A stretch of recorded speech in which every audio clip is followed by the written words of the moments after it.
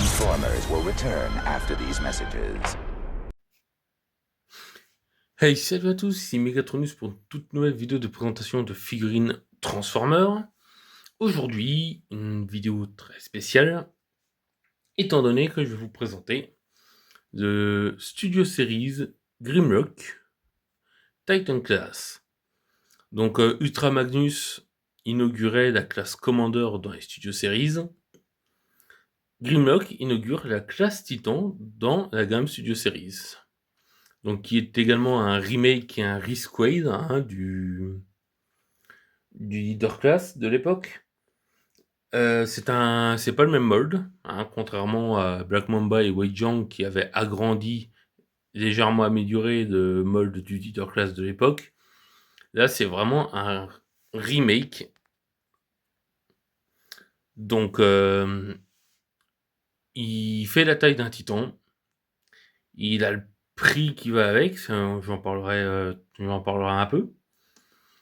Mais c'est tout simplement exceptionnel, sachant qu'en plus, les 4 Dinobots, donc les 3 autres, Scorn, Strafe et le Triceratops, je me rappelle plus de son nom, vont être également faits en titan. Donc, le prix, tout simplement parce qu'aux États-Unis il est à 200$. Sur Amazon, il est aux alentours des 220€. Ça tombait très mal, vu que Hasbro, quelques temps avant, avait expliqué que les Titan Class vont rapetissir en taille, mais également en prix. On avait eu l'exemple avec Star Convoy, le 13e Prime, qui était à 150€, 150-160€ au lieu des 200€ d'un Titan Class actuel. Donc, pourquoi Grimlock est à 200€? Alors, j'avais vu quelque part que ces derniers temps, Hasbro a énormément de mal à trouver les matières premières à bon prix. Donc, ça peut expliquer ça, sachant que certaines autres figurines Generation ont ce problème-là aussi. Mais il a été certifié que cette augmentation de prix n'était pas définitive. Donc, on va bien voir. C'est très cher pour cette figurine qui est très... La figurine est très très bonne. Elle a quelques défauts, comme tous les Transformers. Mais elle vaut pas 200€. Si vous pouvez l'avoir à moindre coût, c'est mieux. Parce que 200€, c'est quand même très cher. Donc on a une magnifique boîte avec l'artwork, tout aussi magnifique, bien sûr. Hasbro, Transformers Age of Extinction. Alors, sachant qu'on n'a pas fini de voir des titans dans la gamme Studio Series, alors les 4 autres, mais je pense que d'autres personnages vont sortir en taille comme celle-ci ou en Commander, y compris pour les films, étant donné que Hasbro va changer sa vision des Studio Series, c'est-à-dire que les Studio Series maintenant vont aussi englober énormément de personnages importants ou iconiques des différentes continuités TF, mais sans qu'un sens et gimmick d'avoir des ports 5 mm partout comme dans les gammes Generation modernes. On a l'exemple notamment avec ces Seekers, qui vont quasiment tous sortir dans la gamme Studio Series, Ricolo du Thundercracker. Le Thundercracker Studio Series 86 va donner de nombreux enfants, y compris les Coneheads par exemple. Donc voilà. Magnifique boîte. Avec ce Grimlock, qui est très spécial, il a un look vraiment, peut-être pas iconique, mais bon. Derrière, Grimlock et les Dinobots aident les Autobots à sauver le monde.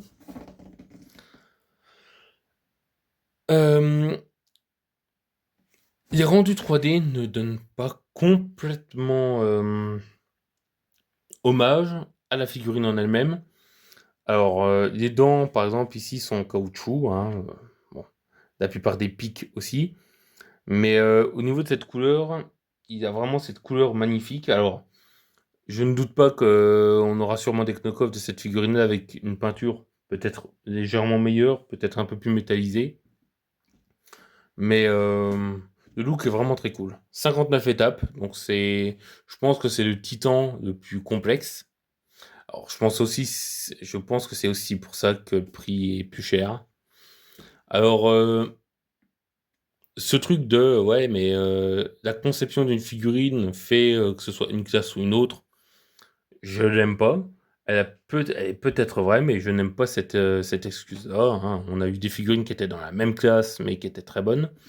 Mais je pense qu'ils sont un les coûts de développement les figurines ont un coût de développement et je pense que sortir autant de figues par an les a légèrement paralysés. Donc je pense aussi que c'est pour ça que lui, il coûte aussi cher. Ils ont dû refaire la figurine de zéro, hein. C'est pas un remold de quelqu'un d'autre. C'est pas un remold, hein. C'est vraiment une figurine de A à Z. Et je pense que c'est pour ça qu'il coûte ce prix-là. Parce que je pense que les coûts de développement de cette figurine-là ont dû bien taper dans les caisses. Et on va passer au mode dino. Donc voici le mode dinosaure de Grimlock. Il y a énormément de détails. Certaines parties qui sont en plastique gris non peint. On verra pourquoi. Et bien sûr, l'un des gimmicks principaux de la figurine, on peut mettre The Optimus Prime AOE dessus, et ça c'est juste exceptionnel. Donc il est tellement grand qu'il a énormément de mal à rentrer dans le cadre.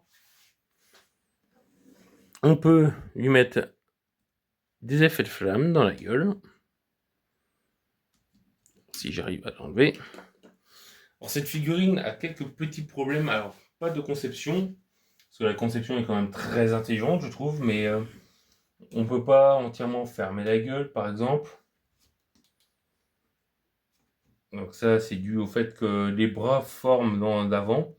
C'est tout un système qui est fait pour avoir les deux têtes en épaulette, hein, donc ils peuvent pas non plus faire de miracle. De côté bien sûr. Alors la queue qui est d'un seul bloc, donc qui forme la masse.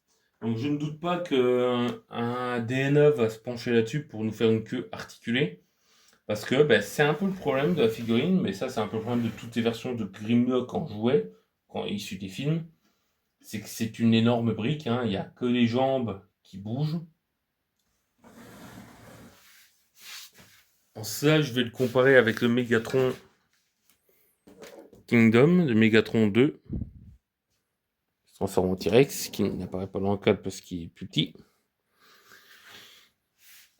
Au niveau des modes animaux, comme les dinosaures, on a, entre guillemets, trop été habitué à vraiment un animal qui a énormément de mouvement, avec ce Mégatron-là, je pense, hein, surtout. Mais c'est dû au personnage de base. Le Mégatron Beast Wars a un bras où il y a la queue, un bras où il y a la tête, donc qui permettent des articulations, notamment au niveau des coudes, et a une transformation qui permet d'avoir, enfin c'est pas du shell forming, mais quasiment tous les dinosaures sont des plaques qui se retrouvent dans le dos en mode robot, alors que pour des figurines comme celle-ci par exemple, ils sont pas trop, ils peuvent pas trop faire autrement non plus. Donc comparé au Black Mamba, le Black Mamba qui a une peinture légèrement plus réussie, on va dire, mais qui a des problèmes de conception du leader class de base, hein, toute cette partie-là creuse, des jambes vachement écartées sur les côtés, des bras du dino qui sont beaucoup trop bas.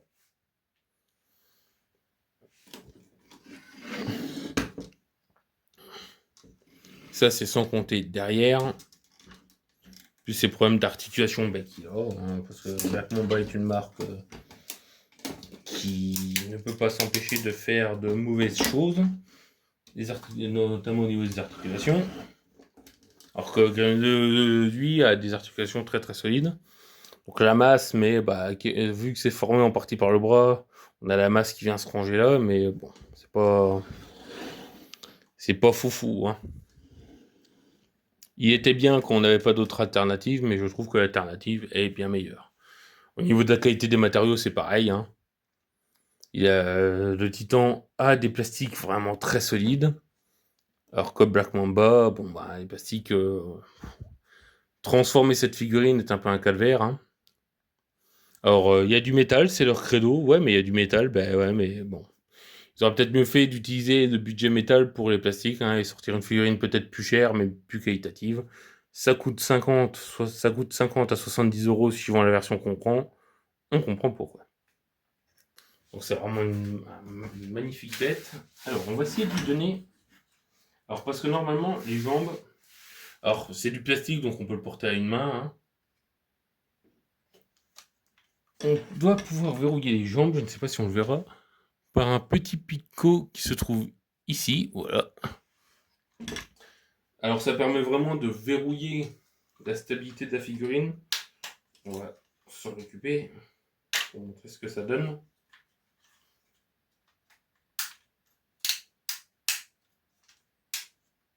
Mais ça donne un peu cet effet du Megatron Beast Wars, d'avoir des jambes beaucoup trop rapprochées.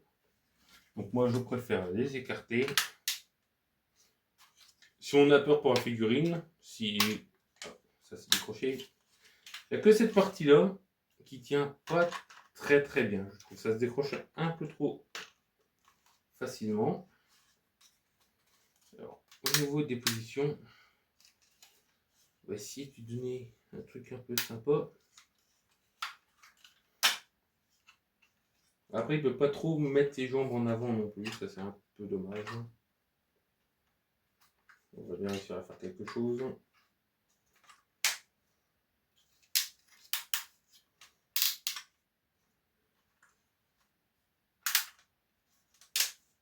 Ce serait sympathique.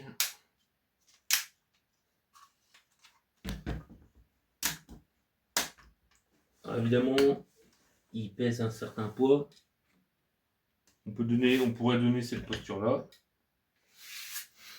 Par exemple, en hurlant sur un truc qui est au sol. Et les écrans sont bons, mais la figurine pèse un bon poids à l'avant, hein. Donc voilà.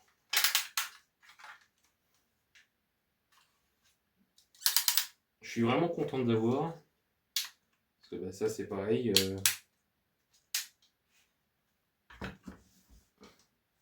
Si on m'avait dit il y a quelques années qu'un Grimlock Titan Class sortirait, je n'aurais jamais cru.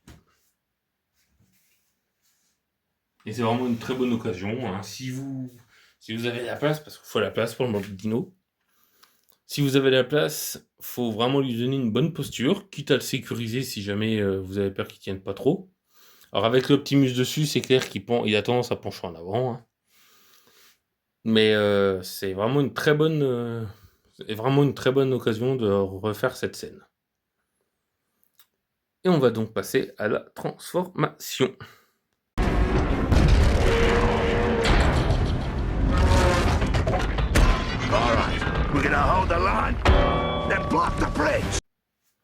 Alors, pour la transformation, on va déjà détacher ça.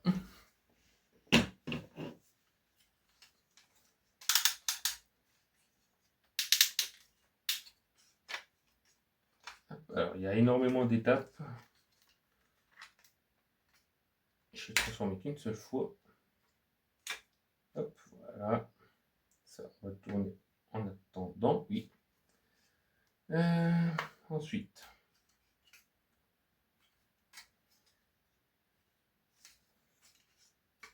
On écarte ça. On va tourner cette partie-là. Il y a énormément de trucs qui gênent le passage, hein. Ce chariot-là, sur lequel est posé tout un imbroglio de pièces, on vient pour avancer ceci.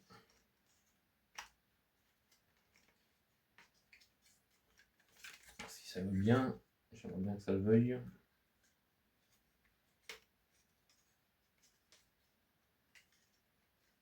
Normalement, ça va être bon.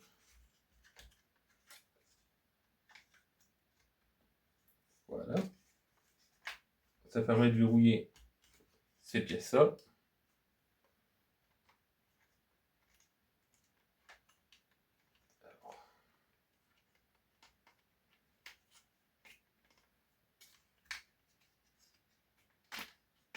Il faut peut-être mieux que ça fasse ça. Et je n'arrive pas. Ça comme je veux. Et hop.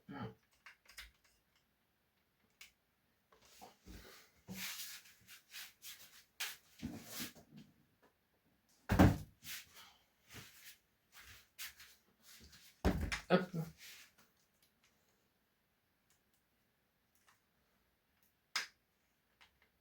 Parce qu'à la rigueur, je préfère encore une pièce qui se détache qu'une pièce qui se casse. Alors, ensuite, les jambes. On va pouvoir rabaisser.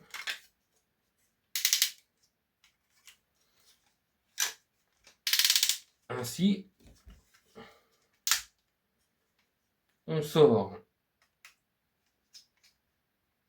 les pics. On avance ceci qui va venir se clipser à l'arrière. Voilà. Qui vient se refermer à l'avant comme ceci. On sort le pic. On rapproche le bout des pieds. Impeccable. On fait pareil pour l'autre.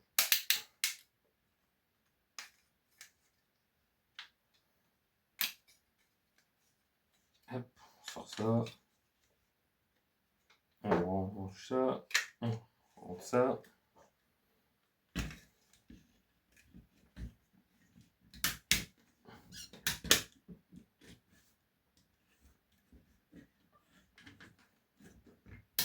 Et voilà.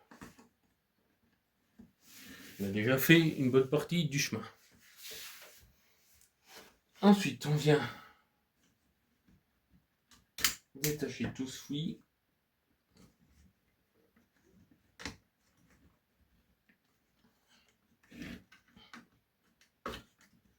On va faire tout ceci. Ça fait partie du pagne. Hop. Voilà, ainsi.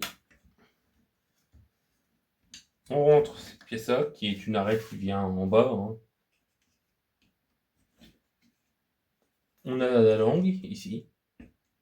Elle se détaille là, c'est bien d'avoir mis, moi, je pense.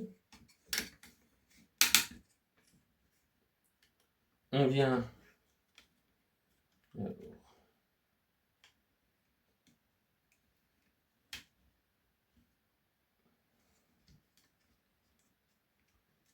Ça, on bloquera ça après. Hein.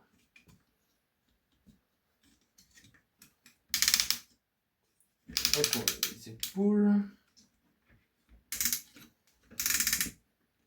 Ainsi. Alors ça vient derrière.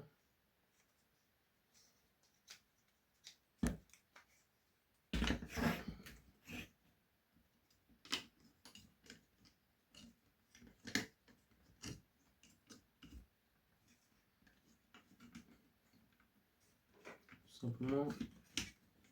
Ça va venir se verrouiller dedans. Voilà.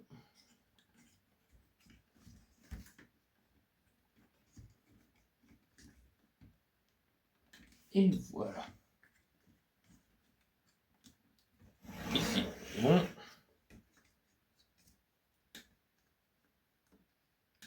On sort la tête.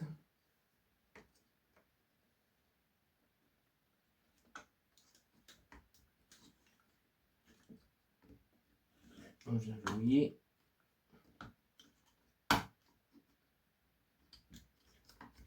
Alors, on aura un petit relief à propos de la tête, on verra ça après.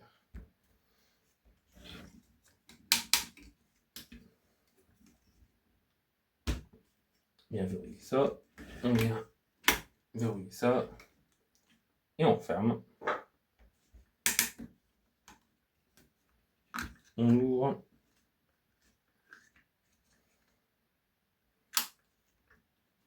Ainsi. De ce côté-là, on a les deux cornes harpillées. Alors, parce que le design de base n'a pas de cornes sur les têtes. Ils sont en mode bien mis. J'aime bien aussi.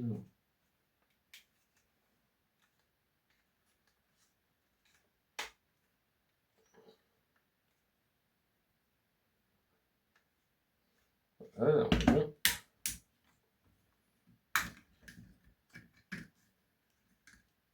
On sort la main.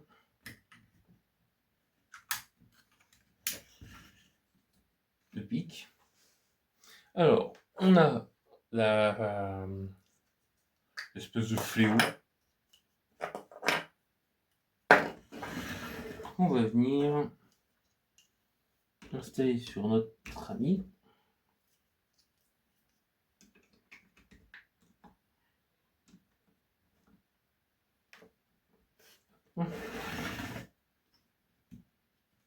Et de l'autre côté, on a ça.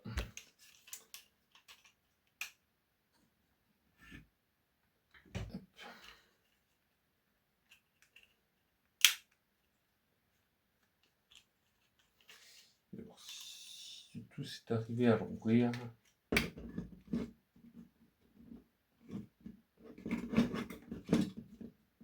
Il faut déjà. Donc ça, voilà. Hop, ça enferme. C'est un système très ingénieux de chariot, hop, qui vient comme ceci. Pareil, ça c'est rien, c'est pas grave, c'est fait pour.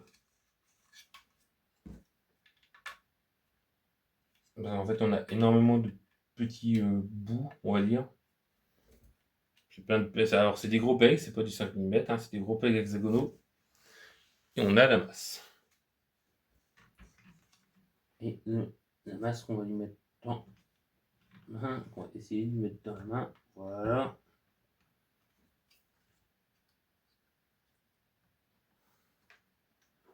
Et voilà. Vous pouvez ouvrir la bouche. Et on a donc Grimlock de transformer.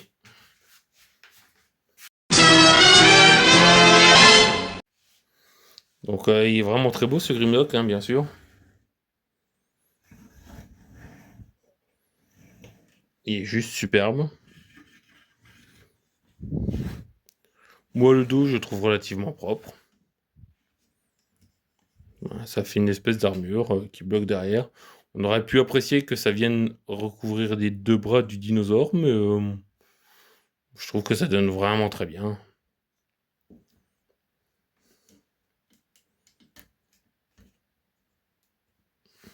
Moi j'aime bien. Donc voici les Titans Black Mamba comparé au Studio Series Optimus Prime. Donc je préfère le look du Titan en classe. Hein.